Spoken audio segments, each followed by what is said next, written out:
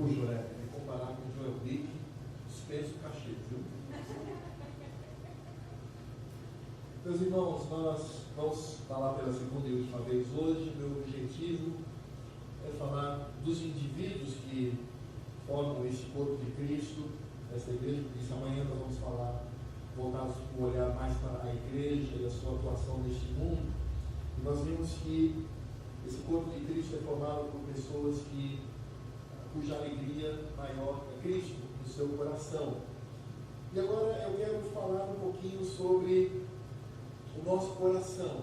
Como é que nós dispomos o nosso coração para o Senhor no que diz respeito à acolhida do Evangelho.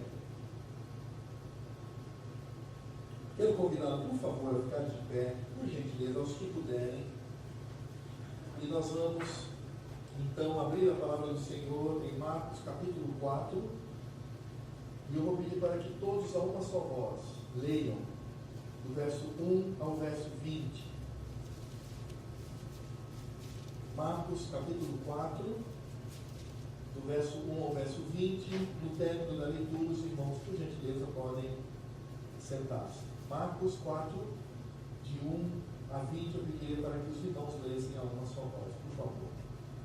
Voltou Jesus a ensinar à beira-mar, e reuniu-se numerosa multidão a ele, de modo que entrou no barco, onde se assentou, afastando-se da praia, e todo o povo estava à beira-mar na praia. Assim lhes ensinava muitas coisas por parábolas, no decorrer do seu doutrinamento. Ouvi, eis que saiu o semeador a semear, e ao semear, uma parte caiu à beira do caminho, e vieram as aves e a comeram. Outra caiu em solo rochoso, onde a terra era pouca, e logo nasceu, visto não ser profunda a terra. Saindo, porém, o sol a queimou, e porque não tinha raiz, secou-se. Outra parte caiu entre os espinhos, e os espinhos cresceram e a sufocaram, e não deu fruto. Outra, enfim, caiu em boa terra, e deu fruto, e vingou e cresceu, produzindo a 30, a 60 e a 100 por um. E acrescentou: quem tem ouvidos para ouvir, ouça. Quando Jesus ficou só, os que estavam junto dele, com os 12, o interrogaram a respeito das parábolas. Ele lhes respondeu: a vós outros reservaram conhecer o mistério do reino de Deus, mas aos de fora tudo se ensina por meio de parábolas, para que vendo vejam e não percebam, e ouvindo ouçam e não entendam, para que não venham a converter-se e haja perdão para eles. Então lhes perguntou: não entendeis esta parábola? E como compreendeis todas as parábolas? O semeador semeia a palavra. São estes na beira do caminho, onde a palavra é semeada. E enquanto a ouvem, vem Satanás e tira a palavra semeada neles. Semelhantemente são estes semeados em solo rochoso, os quais, ouvindo a palavra, logo a recebem com alegria. Mas eles não têm raiz em si mesmos, sendo antes de pouca duração. Eles, chegando à angústia ou à perseguição por causa da palavra, logo se escandalizam. Os outros, semeados entre os espinhos, são os que ouvem a palavra, mas os cuidados do mundo, a fascinação da riqueza e as demais ambições, concorrendo, sufocam a palavra, ficando ela infrutífera. Os que foram semeados em boa terra são aqueles que ouvem a palavra e a recebem, frutificando a 30, a 60 e a 100 por um. Pode sentar. Nosso Deus e Pai, mais uma vez estamos diante da Tua Palavra. Pedimos para que o nosso coração e a nossa mente estejam abertos para compreender aquilo que o Senhor nos ensina.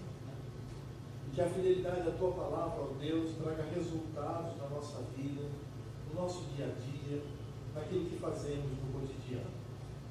E pedimos para que também façamos sempre uma reflexão profunda no nosso coração, para perceber até que ponto estamos de fato amando e servindo a Cristo. E que constantemente, ó Deus, esta mensagem ela seja reavivada no nosso coração, para cumprirmos a Tua vontade. Fala isto, ó Deus, ao nosso coração, é o que nós te pedimos, em nome de Jesus. Amém. Nós estamos diante de uma parábola muito conhecida, é chamada a parábola do semeador. Mas ao mesmo tempo, eu acredito que essa é uma das parábolas mais mal compreendidas na igreja. Aquilo que as pessoas trazem como interpretação do significado daquilo que o Senhor Jesus queria trazer. É claro que existem alguns elementos introdutórios que são percebidos. Um deles, por exemplo, é o fato de que Jesus está mostrando o que é o reino de Deus. Então ele está falando sobre o significado do reino de Deus para as pessoas.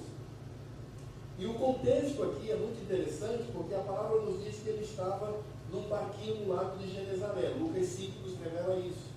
Então Jesus, estrategicamente, ele entrou no barco, ele se afastou da margem e começou a falar. E o Senhor Jesus, obviamente, sendo sábio e inteligente, ele sabia que a lâmina da água era um excelente condutor do som. Então ele utilizava da melhor maneira a acústica daquele lugar para falar às pessoas. Então o Senhor Jesus tinha esse intuito.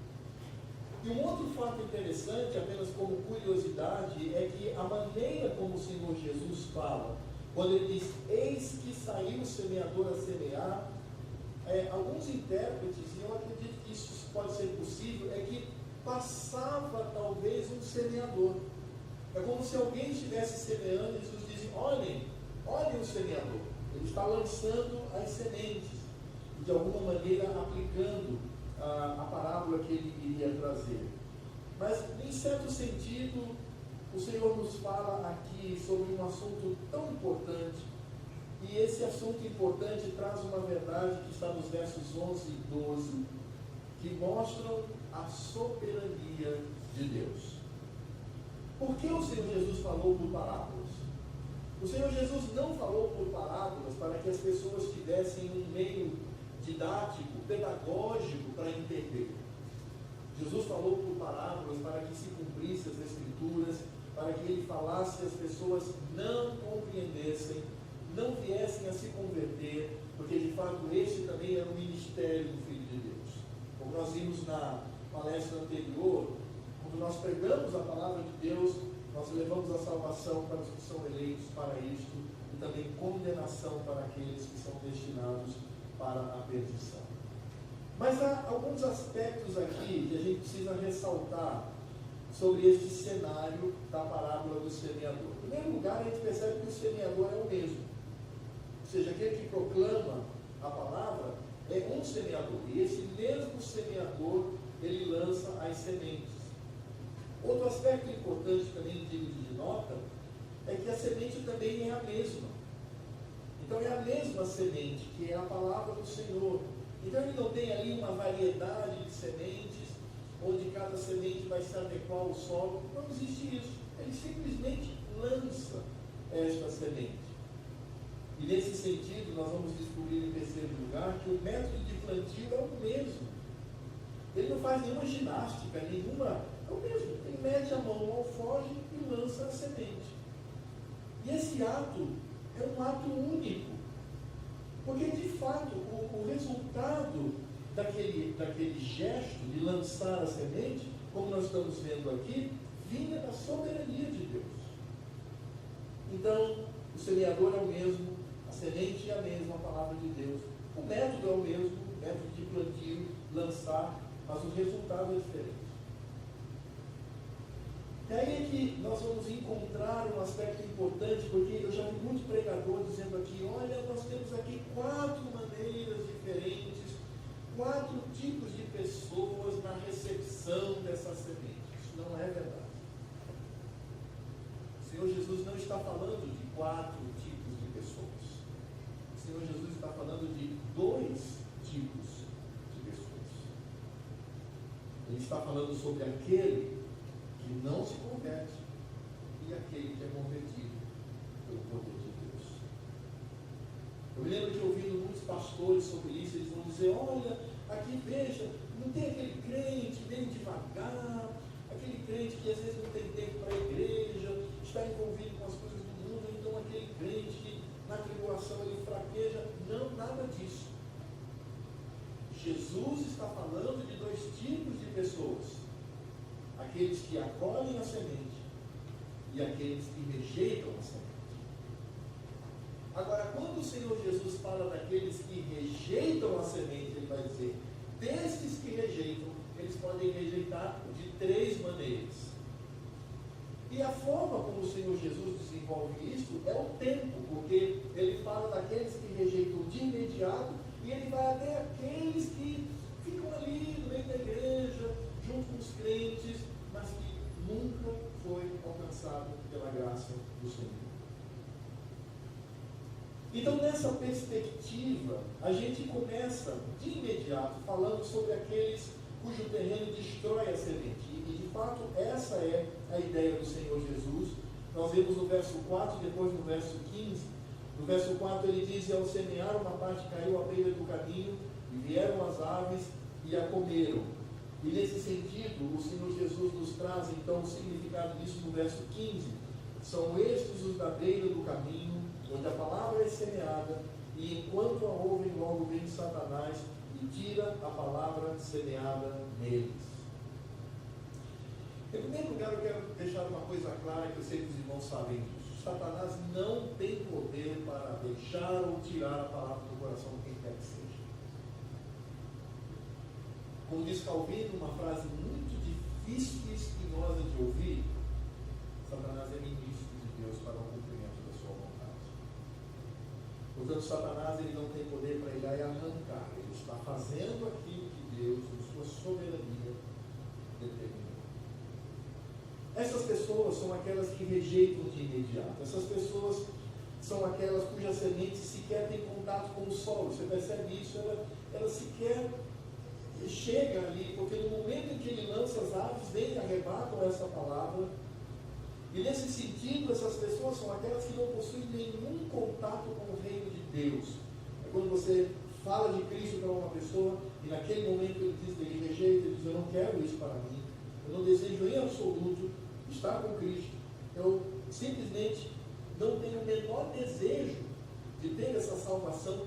E essa é a atitude mais triste do coração humano, porque você está oferecendo para ele a cura de Deus, para que ele seja restaurado dos seus pecados e possa morar com Deus na glória. Ele rejeita isso, ele rejeita porque ele é cego, porque ele está importado, porque ele está imergido na sua depravação total. É porque ele é um morto, e como morto ele não tem como reagir a absolutamente nada, a não ser que o Espírito Santo venha na santa vocação, como diz a teologia reformada, e venha abrir a sua mente, o seu coração, na compreensão do que está sendo dito. Então, existem aquelas pessoas que ouvem a palavra e rejeitam de imediato, e elas não querem saber de nada disso. Mas o Senhor Jesus ele vai falar de alguns que, de alguma maneira, de alguma forma, eles vão manifestar essa rejeição num tempo maior.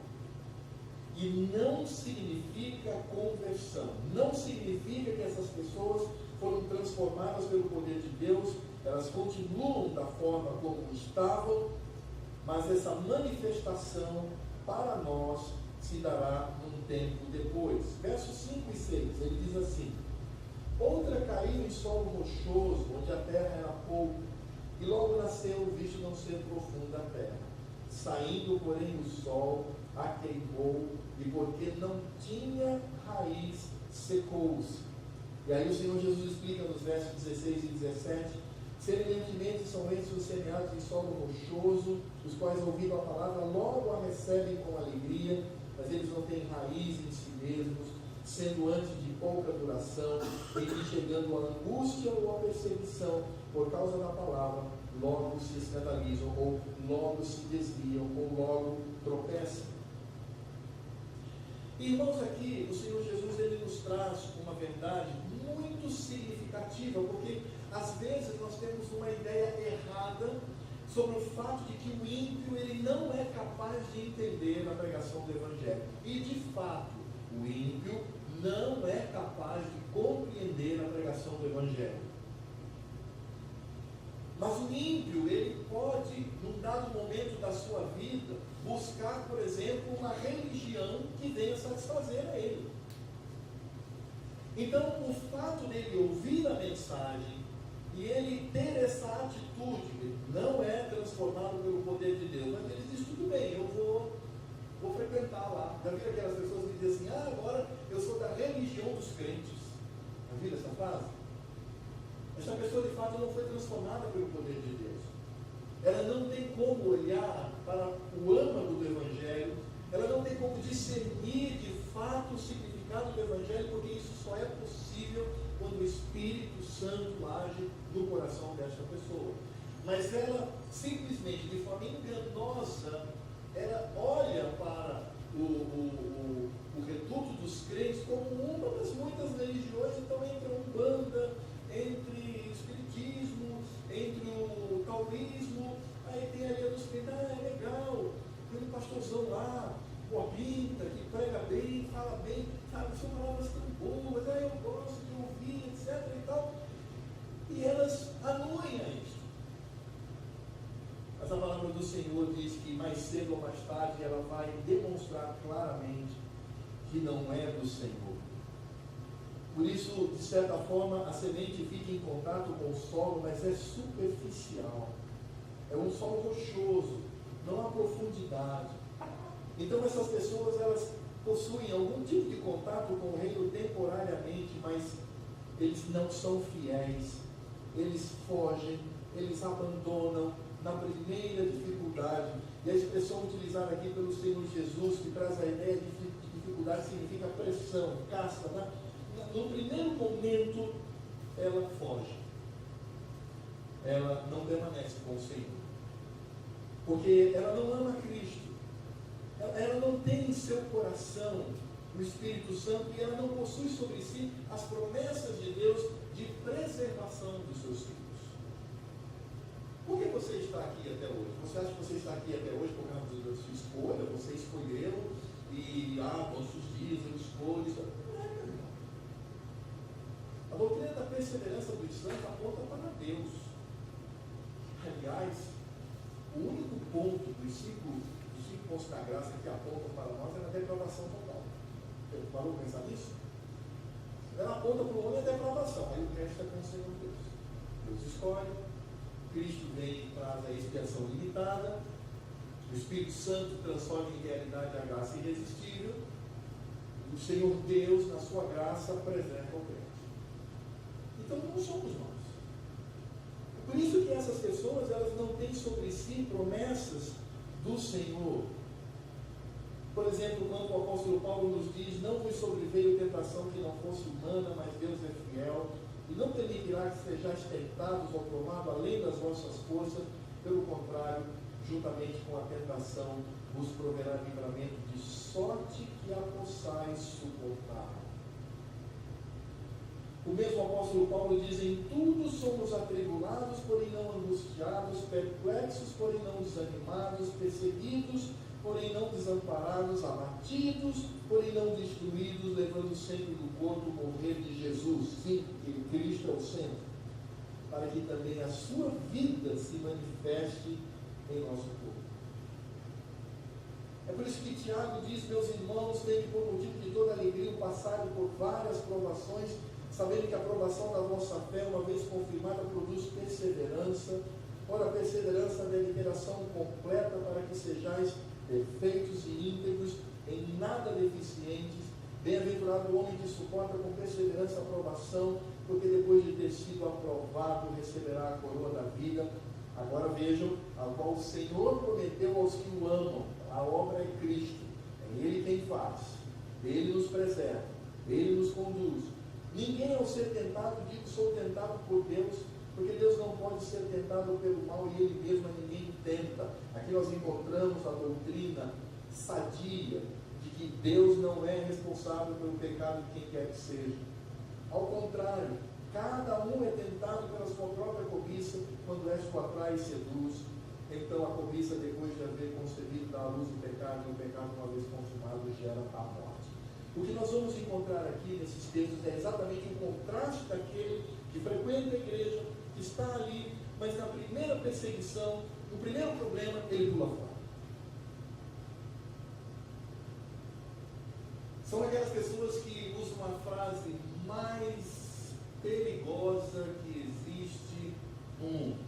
Você sabe qual é a frase mais perigosa que existe no mundo? É esta, entre aspas: eu tenho o direito de ser feliz. Essa é a frase. Destrutível. Por que você vai abandonar os seus filhos por uma carreira? Porque eu tenho o direito de ser feliz. Por que você vai deixar o seu cônjuge para casar com outro? Porque eu tenho o direito de ser feliz. Por que você resiste à santa lei do Senhor? Por que você faz isso? Porque eu tenho o direito de ser feliz. Então esse grupo aqui é o grupo daqueles que dizem: eu tenho o direito de ser feliz. Então, se esse direito é embotado pelo Evangelho, eu me escandalizo. Falar de escândalo aqui não é esse tipo, é esse tipo de tropeço, de sair fora. É nesse sentido. Ora, se eu estou apaixonado por uma moça, por um rapaz, e só existe um pequenino detalhe: ela é do mundo, eu tenho o direito de ser feliz. Meus irmãos e minhas irmãs, cuidado com esta frase, porque esta é a frase deste grupo que Jesus menciona. Porque quando o Senhor Jesus fala da perseguição, Ele fala das pressões.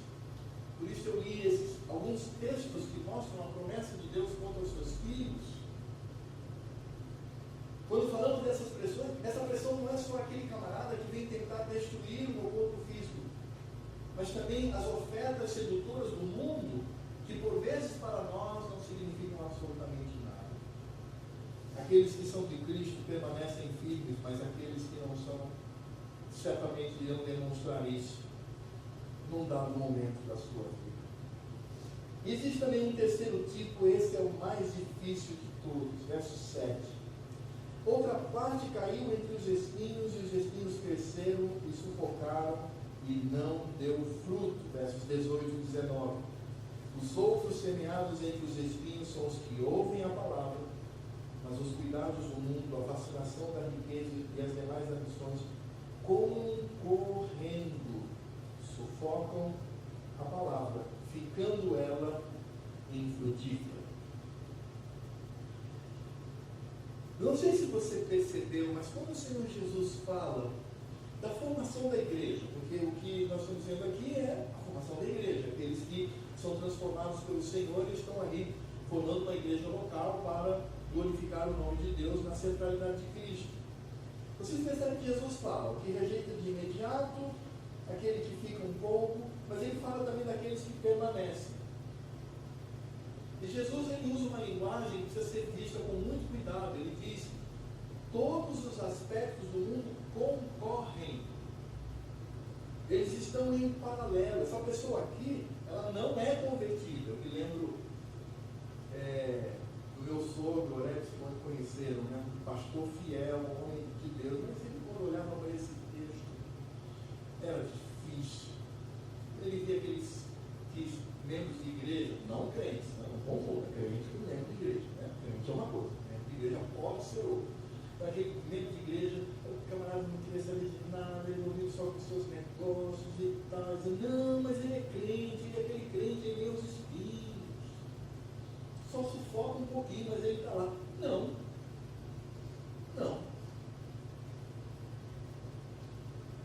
Este povo que está dentro da igreja é revelado pelo próprio Senhor Jesus. Lá em Mateus 13, 24 a 30, ele nos revela isso.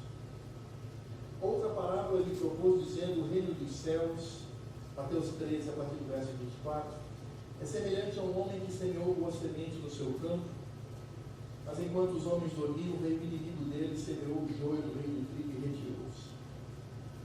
E quando a erva cresceu e produziu fruto, apareceu também o joio.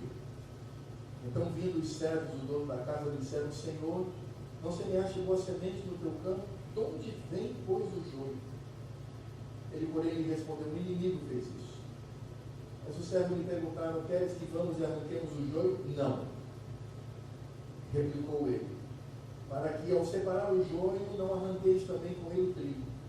Agora, olha o que Jesus fala no finalzinho aqui: deixai-os crescer junto até a colheita, e no tempo da colheita direi aos ceifeiros: ajuntai primeiro o joio, atai-os em feixes para ser queimados, mas o trigo recolhei-o no meu celeiro. A partir do verso 36, saltando um pouquinho, ele diz: então, despedindo as multidões, foi Jesus para casa, e chegando-se a ele, os seus discípulos disseram: explica-nos a parábola. Do joio do campo. E ele respondeu: o que semeia a boa semente ao Filho do Homem? É Cristo. É Cristo, aquele que nos revela, aquele que nos mantém, aquele que nos salva. O campo é o mundo. A boa semente são os filhos do reino. O joio são os filhos do maligno. Opa! Então, o mesmo maligno que arranca a semente é aquele que também empurra o joio para dentro da igreja. Ele diz: o inimigo que o semeou é o diabo, a ceifa é a consumação do século e os ceifeiros são os anjos. Pois assim como o joio é colhido e lançado ao fogo, assim será na consumação do século. Mandará o Filho do Homem a seus anjos, que ajuntarão no seu reino todos os escândalos, e os que praticarem iniquidade os lançarão na fornalha acesa. Ali haverá choro e ranger de dentes. Então os justos resplandecerão como o sol. Que coisa fantástica! No reino do seu Pai. Quem tem ouvidos para ouvir, ouça. Quem é este coração que recebe a palavra, ele é colocado para dentro da igreja, mas o fascínio pelo mundo concorre com o Evangelho? E talvez você diga assim: mas Alfredo, por que você está dizendo que essas pessoas são joio? Porque essas pessoas dentro da igreja, elas vão mostrar que o sucesso financeiro, a carreira profissional, que essa história de que as mulheres não devem mais estar voltadas para o lar, para os filhos, para o ministério, é um absurdo. Você tem que correr atrás da sua carreira. Se você precisar fazer um doutorado lá em Brasília, deixa seu filho com o maridão aí, vá lá, faça. Você começa a perceber essas coisas com gente dentro da igreja: um presbítero, um diácono, um pastor. E assim, puxa vida, mas será que é certo mesmo? Será que é certo que eu tenho ouvido na minha igreja? Às vezes essas pessoas, crentes não, essas pessoas dizem assim: ó, tá vendo? Ó, e veja, tudo deu certo, as portas foram abertas, não há caminho largo, não há porta escancarada que tenha poder para destruir o que Deus sancionou como sua vontade para nós. Nenhuma experiência humana pode contrariar a vontade do Senhor. Estas pessoas, elas estão na igreja como exemplo de mundanismo, mostrando que as coisas do mundo podem concorrer de forma desigual com o Evangelho. É assim que eu interpreto esse texto. Essas pessoas, elas estão ali para concorrer e muitas vezes para confundir o próprio crente. Por isso, a grande diferença que nós encontramos aqui é que aquilo não frutifica, por isso o joio. Não vamos ceifar agora. A gente pode ceifar trigo, a gente pode cometer um engano aqui. O que nós temos que esperar? A frutificação. Vamos dizer, a frutificação. O trigo vai frutificar, o joio não. Se parecem, mas não são semelhantes, não possuem a mesma natureza. Por isso o Evangelho de João, capítulo 15, a partir do verso 1, o Senhor Jesus diz: eu sou a videira verdadeira e meu Pai é o agricultor. Todo ramo que estando em mim não der fruto, ele o corta. E todo que dá fruto limpa, para que produza mais fruto ainda. Vós já estáis limpos pela palavra que vos tenho falado, permanecei em mim, e eu permanecerei em vós. Como não pode o ramo produzir fruto de si mesmo, se não permanecer na videira, assim nem vós o podeis dar, se não permanecerdes em mim.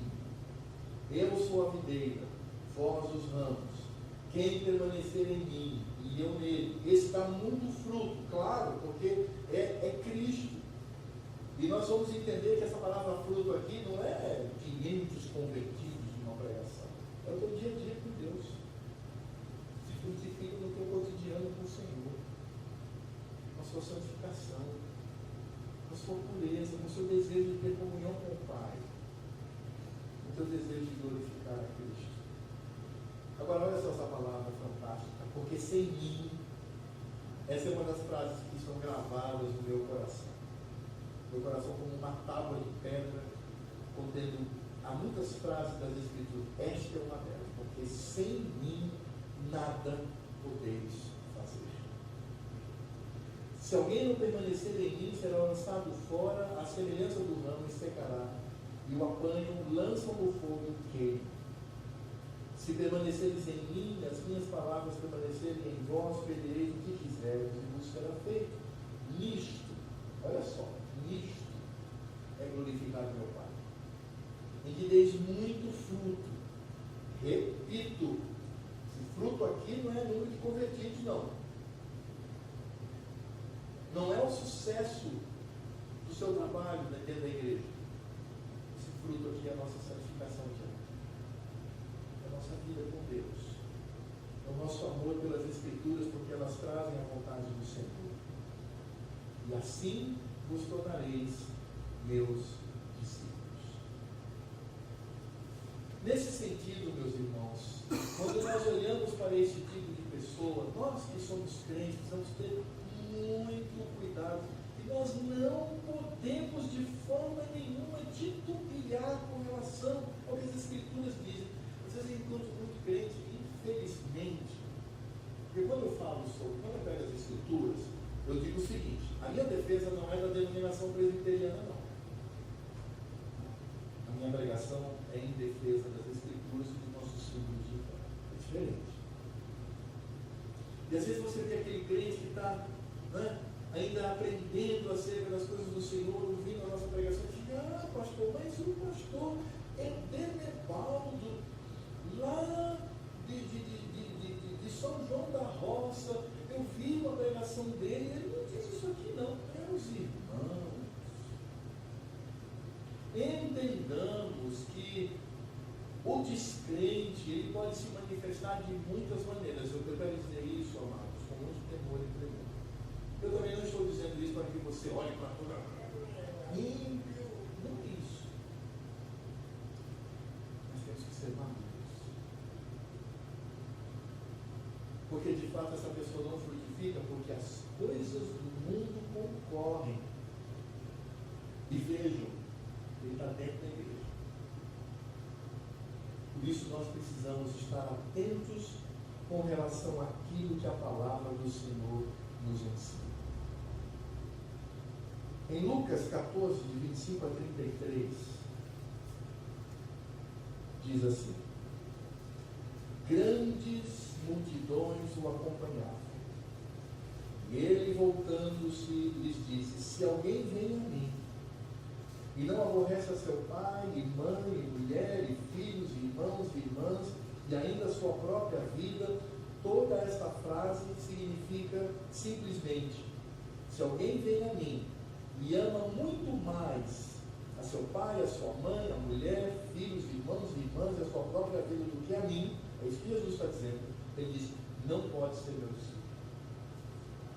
Não pode. E qualquer que não tomar a sua cruz e vier após mim, não pode ser meu discípulo. Pois qual de vós, pretendendo construir uma torre, não se assenta primeiro para calcular a despesa e verificar se tem os meios para concluir, para não suceder que, tendo lançado os alicerces e não podendo acabar, todos que a virem zombem dele, dizendo: este homem começou a construir e não pôde acabar. Ou qual é o rei que, indo para combater outro rei, não se assenta primeiro para calcular se com 10.000 homens poderá enfrentar o que vem contra ele com 20.000, caso contrário, estando o outro ainda longe, e aí isso aqui é um ato de vergonha para um rei, envia-lhe uma embaixada pedindo condições de paz, assim pois todo aquele que dentre vós não renuncia a tudo quanto tem, não pode ser meu discípulo. O sal é certamente bom, caso porém se torne insípido, como restaurares o sabor, nem presta para a terra, nem mesmo para o monturo, lançam-no fora. Quem tem ouvidos para ouvir, ouça. O Senhor Jesus está dizendo: atenção, meus filhos, atenção. E o que nós estamos vendo aqui nesses textos correlatos é apontando para aquele que parece-nos um crente, parece alguém que de fato foi transformado pelo Senhor, mas veja a vida dele. Você quer ver se um homem de fato é crente? Veja a vida dele, veja se Cristo brilha, se ele renuncia ao mundo, e se ele luta contra a correnteza da cultura, dos aspectos simbólicos. Eu não estou falando daqueles aspectos assim, sobre homossexualidade, sobre, não, essas coisas assim mais agressivas, umas pequeninas coisas. Se aquele homem é um servo de Deus, se ele é um bom marido, se ele lidera a sua casa, se ele conduz seus filhos para as Escrituras. Você quer perceber se uma mulher era crente? Veja o comportamento dela. Irmãos, isso é sério. Isso não é tão simples assim. Quando nós falamos do papel do homem e da mulher na igreja de Deus, segundo a lei do Senhor, isso não é um assunto meramente cultural. Não é, eles pensam assim, nós pensamos assim. Não. Nós estamos discutindo aqui alguém que obedece às Escrituras ou permite que as coisas do mundo concorram com a vontade de Deus. Então essa pessoa não é crente. Se ela não é crente, está na igreja, é joio. Porque se uma pessoa é descrente dentro da igreja, ela é joio. Não existe um ímpio dentro da igreja que tem toda a coreografia, poderia de alguma forma dizer que ele é, entre aspas, convertido, que não seja joio. O Senhor Jesus colocou uma terceira opção: trigo, joio e alface? Não. Trigo, joio e mostarda? Não. Trigo e joio. Irmãos, essas pessoas não são crentes. Eu falo isso com muito temor e tremor no meu coração. E nós precisamos discernir isso. Porque o crente é aquele que nós encontramos no verso 8. Outra, enfim, caiu em boa terra e deu fruto, que vingou e cresceu, produzindo a 30, a 60 e a 100 por ano. No verso 20 ele diz: os que foram semeados em boa terra são aqueles que ouvem a palavra e a recebem, frutificando a 30, a 60 e a 100 por ano. Portanto, o Senhor Jesus nos mostra que crente é o terreno que recebe, brota, cria raízes, frutifica. E esta frutificação se manifesta nas obras de Deus na vida desse crente. E quando nós falamos de obras e boas obras, nós estamos falando de caridade simplesmente, nós estamos falando disso somente, restringindo as boas obras num gesto de caridade. Nós estamos falando de vida com Deus diária, desejo de ouvir a palavra. Meus irmãos, o que acontece aqui nessa tarde para mim enche o meu coração de alegria e prazer, porque vocês abrirem mão de uma tarde de sábado, e de forma lícita vocês poderiam se divertir. Não é ainda o dia do Senhor, o dia do Senhor é amanhã. À tarde, estão aqui para ouvir 2 palestras acerca da palavra de Deus. E isto é amor pelas Escrituras. Isto são boas obras. Paulo, quando ele fala em Efésios capítulo 2 sobre todo o processo de salvação, mostrando a atuação de Deus, que pela graça vocês salvos mediante a fé, e nem mesmo esta fé vem de vós, tudo vem de Deus, não vem de nenhuma atuação para que ninguém se glorie. Mas ele conclui dizendo, pois somos feitura dele. A palavra feitura significa literalmente poema. Somos de fato uma construção poderosa de Deus, criados em Cristo Jesus, porque Ele é o centro, para as boas obras, o alvo de todo crente, as quais Deus de antemão preparou para que andássemos nelas. Por isso Paulo, quando escreve a Tito, ele diz: fiel é esta palavra, e quero que no tocante a essas coisas faças afirmação confiadamente, para que os que têm crido em Deus sejam solícitos na prática de boas obras. Essas coisas são excelentes e proveitosas ao homem. E é interessante porque o Senhor Jesus diz que estes crentes, eles frutificam a 30, a 60 e a 100 por um. Interessante isso. Esse quantitativo não significa dizer que o que produz 100 é mais crente do que produz 30. Esse quantitativo é para mostrar a multiforme graça de Deus em nós. A maneira como o Senhor Deus age na nossa vida pelo Espírito Santo de Deus. Às vezes eu olho para isso como oportunidade do Senhor. Quando nós olhamos para alguém que está num país onde o Evangelho ele é reprimido, onde os nossos irmãos se reúnem em cavernas úmidas, escuras, para cultuar ao Senhor e servir ao Senhor, como é difícil. Eles estão ali frutificando. Às vezes estamos num país onde há liberdade para a pregação do Evangelho, e ali nós, como crentes, pregamos com mais liberdade, com mais ousadia. Existe diferença nas várias atuações, mas há um princípio único: fruto. Há uma única atuação: boas obras. Aqui não está dizendo que tem crente que produz mais boas obras do que o outro. Aqui está dizendo que existe sim uma diferença, mas o conteúdo é o mesmo: a lei do Senhor. Por isso, quando nós olhamos para estas obras, percebemos que são as nossas atitudes. Olha lá o que diz Hebreus capítulo 10, a partir do verso 22. O autor de Hebreus diz: aproximemo-nos com sincero coração, em plena certeza de fé, tendo o coração purificado de má consciência e lavado o corpo em água pura, guardemos firme a confissão da esperança, sem vacilar, pois quem fez a promessa é fiel. Consideremos-nos também uns aos outros, para nos estimularmos ao amor e às boas obras. Não deixemos de congregar-nos, como é o costume de alguns, antes façamos admoestações, e tanto mais quanto vedes que o dia do Senhor aproxima.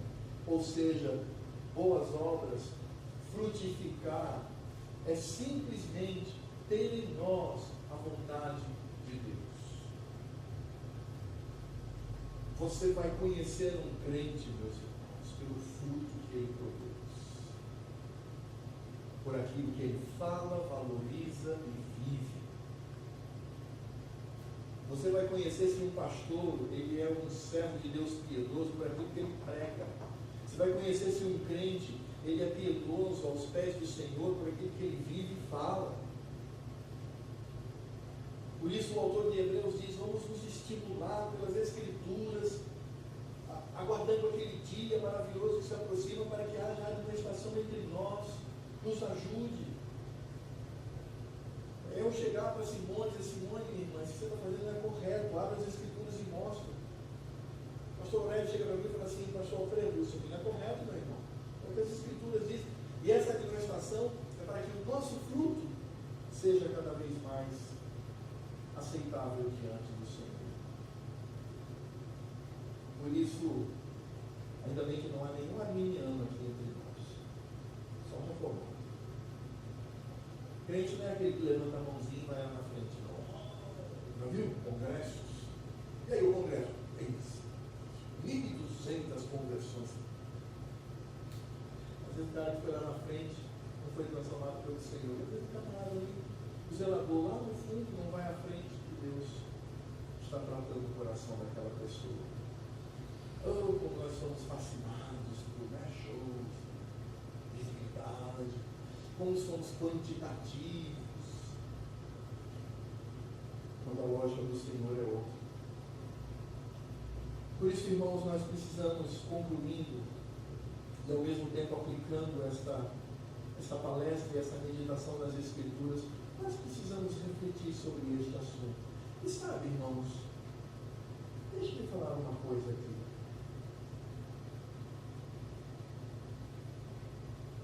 Precisamos também refletir sobre o tipo de terreno que é o nosso coração. Precisamos refletir sobre isso. Eu não tenho nenhum constrangimento, pelo contrário, faço isso respeitosamente. Cada um deve avaliar se realmente nasceu de Deus. Deve refletir sobre isso, sobre sua vida com Deus, sua vida com Cristo. Precisamos parar com essa visão de que podemos ser crente meia boca. Não existe isso.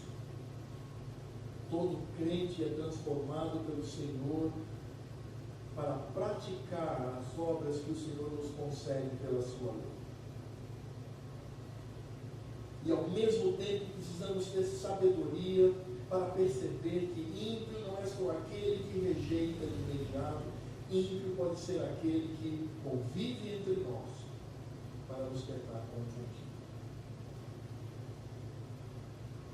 Porque nós sabemos que esta obra, ela só foi possível por causa da graça de Deus em nós, mediante seu Filho Jesus. Por isso, meu encorajamento essa noite é que você permaneça firme no desejo de cumprir a vontade de Deus. Meu irmão, não importa o que o mundo diz, não importa o que o seu professor da escola, na universidade, no seu trabalho, o que ele diz, não importa. Nós desejamos frutificar para a glória de Deus, sabendo que esta frutificação só é possível em Cristo. Portanto, 2 princípios: nascer de novo. Segundo, sermos sábios e inteligentes para detectarmos quem de fato é crente. Já ouviu aquela frase antibíblica, piegas, mentirosa, que diz assim: eu não posso julgar ninguém. Isso é mentira. Nós não podemos julgar a intenção do coração. Só Deus pode fazer isso. Eu não posso julgar a intenção do coração do meu irmão, nem do meu irmão, nem da minha irmã. Não posso fazer isso. Eu acho que as intenções dela, não. Pecou, está no lugar de Deus. Agora, as obras, externo, como é que eu vou escolher alguém para assumir o presbiterato? A lista. Isso funciona não apenas para o presbítero. Precisamos estar atentos com relação a isso. E nos admoestarmos. E quem sabe até pregar o Evangelho. Para que aquela pessoa ao nosso lado, de fato, venha nascer de novo pelo poder de Deus. Sejamos maduros na composição da nossa igreja. Porque é isto que o Senhor nos ensina. O Vitor Rodrigo, olhe para nós, por favor. Senhor Deus, nosso Pai, graças te damos, Pai, por essa palavra que foi pregada e pela ação do Teu Espírito Santo, Senhor. Ela encontra em nossos corações terreno fértil, que ela finque raiz, ó Pai, produza frutos para uma vida santificada. Não nos deixe, Senhor, iludidos por nós mesmos. Não nos deixe, Senhor, iludidos com o que o mundo pode oferecer, com as suas filosofias, com as suas facilidades. Não nos deixe, Senhor, enganados por Satanás, mas que a luz do Teu Evangelho, Senhor, continue brilhando aqui nessa igreja, continue brilhando em nossas vidas, para que nós possamos estar preocupados em refletir a luz de Cristo, dispostos, Senhor, a pagar o preço